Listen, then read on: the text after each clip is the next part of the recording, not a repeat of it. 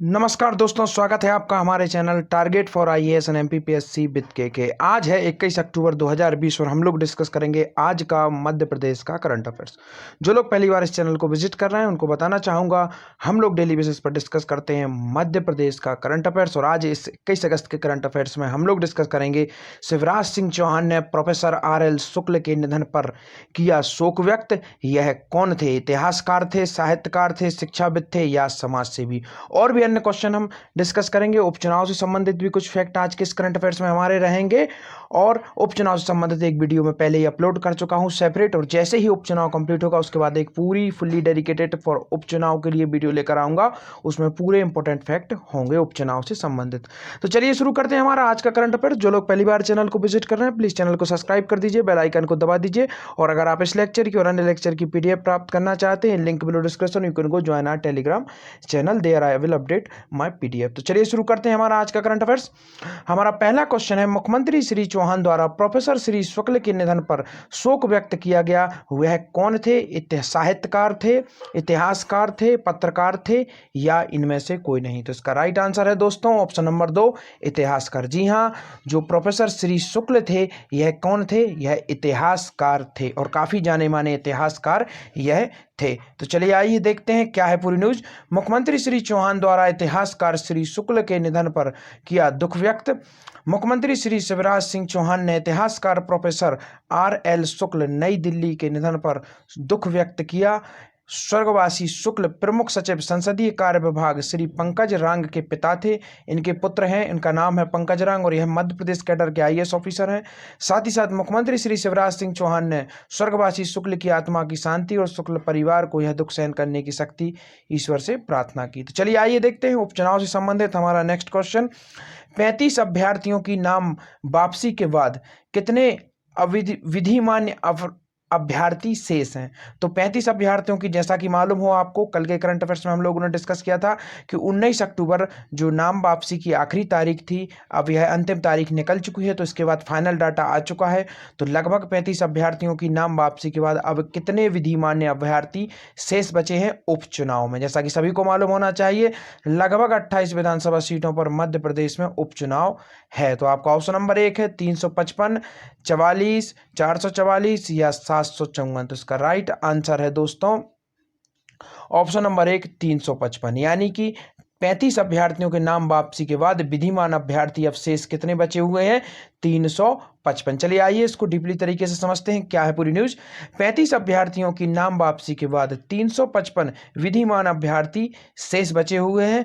विधानसभा उप निर्वाचन 2020 के अंतर्गत प्रदेश के 19 जिलों के 28 विधानसभा क्षेत्रों में चुनाव हो रहा है। जैसा कि सभी को मालूम है, 28 विधानसभा चुनाव सीटों पर चुनाव है और 19 जिलों में लगभग यह चुनाव होगा।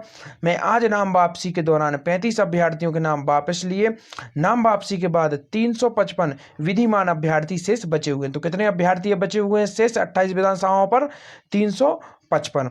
उप निर्वाचन वाले विधानसभा क्षेत्रों में मतदान 3 नवंबर को होना है और मत की गणना कब होना है? 10 नवंबर को होना। तो यह डेट काफी इंपॉर्टेंट है, मैं बार बार इसलिए आप लोगों को याद कराता हूं। चलिए आइए देखते हैं next important question. Committee on road safety की वर्चुअल बैठक संपन्न हुई, यह किसकी कमेटी है? तो काफी इंपॉर्टेंट है यह कमेटी। यह रोड सेफ्टी पर बनाई गई कमेटी है और इसका नाम है कमेटी ऑन रोड सेफ्टी और इसकी वर्चुअल बैठक संपन्न हुई है और यह इसकी प्रथम वर्चुअल बैठक है। तो यह किसकी कमेटी है? तो आपका ऑप्शन नंबर 1 है सुप्रीम कोर्ट द्वारा कमेटी है, ये हाई कोर्ट की कमेटी है, मध्य प्रदेश सरकार की कमेटी है या इनमें से कोई नहीं? तो इसका राइट आंसर है दोस्तों सुप्रीम कोर्ट की यह कमेटी है और इस कमेटी का नाम क्या है? Road safety. जी हाँ, और इसका उद्देश्य क्या था? रोड पर किस तरीके से एक्सीडेंट्स जो होते हैं उनको कम किया जाए तथा सरकारों को निर्देश दिए जा सकें। चलिए देखते हैं इसी से संबंधित एक और क्वेश्चन। सुप्रीम कोर्ट की कमेटी ऑन रोड सेफ्टी की वर्चुअल बैठक संपन्न हुई, इस कमेटी के चेयरमैन कौन है? तो यह कमेटी, जैसा कि मैंने आपको बताया, यह रोड सेफ्टी से संबंधित कमेटी है। अब आपको बताना है इसके चेयरमैन है कौन। तो काफी इंपॉर्टेंट यह क्वेश्चन है। तो चलिए देखते हैं। ऑप्शन नंबर 1 है श्री अभय मनोहर सप्रे, इकबाल सह, आलोक रंजन, इनमें से कोई नहीं? तो इसका राइट आंसर है दोस्तों ऑप्शन नंबर 1, श्री अभय मनोहर सप्रे। श्री अभय मनोहर सप्रे इसके अध्यक्ष हैं और यह कमेटी किस पर बेस है? Specially committee on road safety. इसके अंतर्गत क्या किया गया? इस वर्चुअल बैठक में राज्यों को निर्देश दिए गए जिससे कि सड़क दुर्घटनाएं कम हो सकें, किस तरीके के उपाय प्रयोग किए जाए और किस तरीके की सेफ्टीज डेवलप की जाए जिससे कि सड़क दुर्घटनाएं कम हो सकें, तथा राज्यों का डाटा भी इसके अंदर मांगा गया, किस राज्य में कितनी सड़क दुर्घटनाएं हुई। चलिए देखते हैं क्या है पूरी news. Supreme court committee on road safety की वर्चुअल बैठक संपन्न हुई। सड़क दुर्घटनाओं में कमी लाने प्रभावी प्रयास, श्री अभय मनोहर सप्रे। सुप्रीम कोर्ट की कमेटी ऑन रोड सेफ्टी की वर्चुअल बैठक आयोजित हुई। कमेटी के चेयरमैन श्री अभय मनोहर सप्रे ने प्रदेश में, इसके चेयरमैन कौन है? अभय मनोहर सप्रे ने प्रदेश में, मतलब मध्य प्रदेश में सड़क दुर्घटनाओं और उनसे होने वाली मृत्यु की संख्या को कम करने के लिए सड़क सुरक्षा की दिशा में निरंतर सार्थक एवं प्रभावी प्रयास करने के निर्देश किसे दिए गए? नोडल विभागों को दिए गए। चलिए आइए देखते हैं।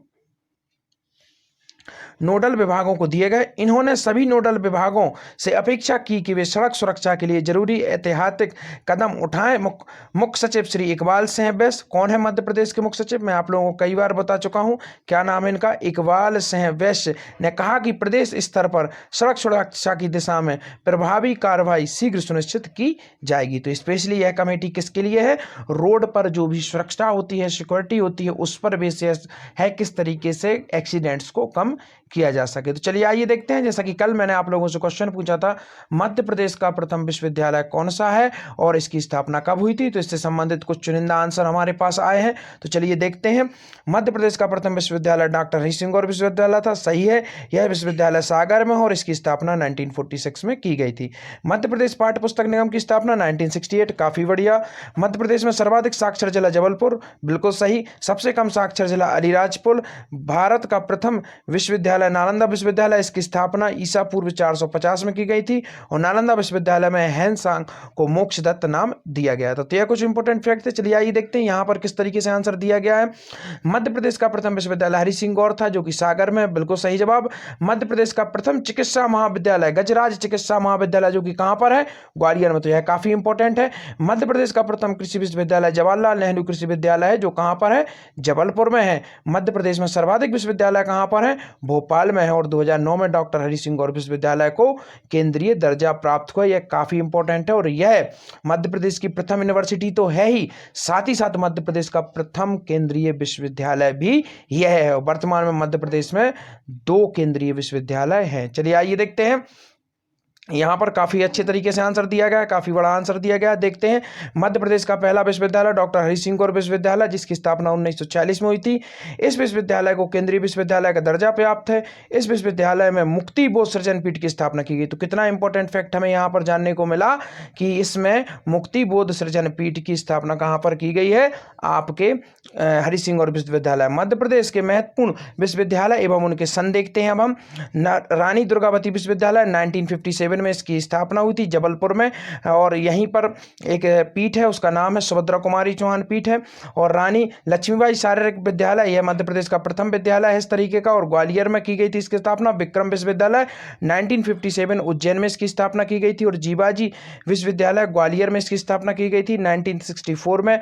और देवी अहिल्याबाई विश्वविद्यालय, इसकी स्थापना कहां पर की गई थी? 1964 इंदौर में की गई थी। और जवाहरलाल नेहरू विश्वविद्यालय, इसकी स्थापना 1964 जबलपुर में इसकी भी की गई थी। और अवधेश प्रताप सिंह विश्वविद्यालय, इसकी स्थापना रीवा में 1968 में की गई थी। और बरकतुल्ला विश्वविद्यालय 1970 भोपाल में इसकी स्थापना की गई थी। और माखनलाल चतुर्वेदी जो विश्वविद्यालय है पत्रकारिता को डेडिकेटेड फुल विश्वविद्यालय, मध्य प्रदेश का प्रथम पत्रकारिता विश्वविद्यालय है ये। इसकी स्थापना 16 जनवरी 1991 को भोपाल में की गई थी। और महात्मा गांधी चित्रकूट ग्रामोदय विश्वविद्यालय, इसकी स्थापना सतना में की गई थी। तो यह कुछ इंपॉर्टेंट फैक्ट थे। सतना से संबंधित एक और इंपॉर्टेंट फैक्ट आपको बताना चाहूंगा कि जो चित्रकूट है उसे कब? 2009 में, जी हाँ 2009 में सांस्कृतिक एक उसका शहर का दर्जा इसे दिया गया था, कल्चरल सिटी का दर्जा इसे दिया गया था। और मध्य प्रदेश की आपको कुछ इंपॉर्टेंट फैक्ट बताना चाहूंगा। मध्य प्रदेश की पॉलिटिकल राजधानी कौन सी है? सभी को मालूम है, भोपाल है। मध्य प्रदेश की इकोनॉमिक राजधानी किसे कहा जाता है? इंदौर को मिनी बंबई भी कहा जाता है। और साथ ही साथ यहाँ पे बताना चाहूंगा मध्य प्रदेश की कल्चरल कैपिटल किसे कहा जाता है? सांस्कृतिक राजधानी, वह है आपका जबलपुर। और जबलपुर में क्या है, भेड़ा घाट है, धुआंधार नर्मदा नदी के किनारे यह स्थित है। तो काफ़ी इंपॉर्टेंट फैक्ट है। चलिए आइए देखते हैं हमारा कल का क्वेश्चन, आपको क्या जवाब देना है हमारे आज के इस क्वेश्चन में। मंदसौर किस नदी के किनारे अवस्थित है तथा प्रमुख दर्शनीय स्थल भी आपको बताने हैं। तो जरूर आप इसके आंसर दीजिए। जो लोग अभी आंसर नहीं दे रहे हैं, please give answer, it will beneficial for you and other student who is watching your answer. तो thank you so much watching this video. बने रहिए हमारे साथ। Target for IAS and MPPSC